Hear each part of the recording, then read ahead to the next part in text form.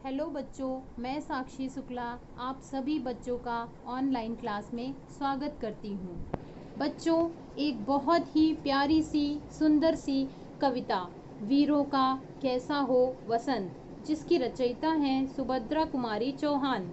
ये कविता आपकी पाठ्य पुस्तक में पाठ 3 पर दी गई है। जो कवियत्री हैं सुभद्रा कुमारी चौहान जी, वह इस कविता में प्रश्न कर रही हैं। क्या प्रश्न कर रही हैं? वह यह प्रश्न कर रही हैं कि वीरों का कैसा हो वसंत। बसंत का मौसम आता है। वसंत के इस मौसम में हर व्यक्ति के मन में एक नई ताजगी, नई उमंग देखने को मिलती है। हर व्यक्ति उस समय अपने परिवार के साथ खुशियां मना रहा होता है।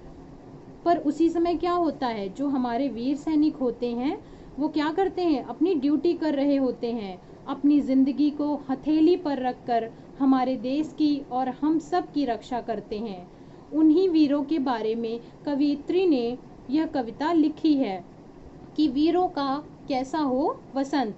मतलब उनके लिए सभी दिन एक बराबर हैं, सभी दिन एक जैसे होते हैं। आशा करती हूँ कि आप सभी के पास हिंदी की किताबें होंगी, तो आप सभी घर पर ज़रूर एक बार कविता को पढ़ेंगे। आज मैं इसी कविता के कुछ कठिन शब्दों के अर्थ के बारे में आपको समझाने जा रही हूँ।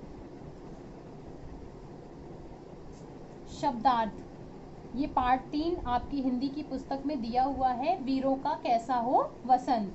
कविता आप सभी घर पर जरूर पढ़ेंगे। मैं शब्दों के अर्थ आपको समझा रही हूँ। उदधि, उदधि का मतलब समुद्र।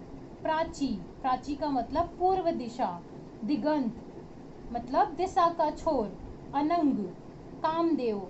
वसुधा, पृथ्वी, जो हमारी धरती है इसको हम पृथ्वी भी कहते हैं, धरती, और वसुधा भी कहते हैं। पुलकित का मतलब रोमांचित। कंत का मतलब पति या प्रिय, जिससे हम प्रेम करते हैं। कंत, पति या प्रिय।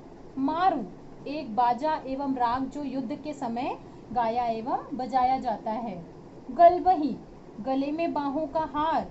कृपाण का मतलब तलवार। ज्वलंत, ज्वलंत का मतलब प्रकाशवान, जो प्रकाश से भरा हुआ हो। प्रचंड, प्रचंड का मतलब बहुत अधिक तीव्र। दुरंत, दुरंत का मतलब अति गंभीर।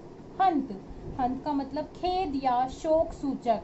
स्वच्छंद, स्वच्छंद का मतलब स्वाधीन या स्वतंत्र। चितवन, चितवन का मतलब दृष्टि या कटाक्ष। बच्चों, आप सभी इन शब्दों को और इनके अर्थों को अपनी कॉपी पर लिखेंगे और लिखने के बाद फोटो खींचकर मुझे भेजेंगे, तो मुझे लगेगा कि आप सभी ने घर पर तैयारी की है। ठीक है बच्चों।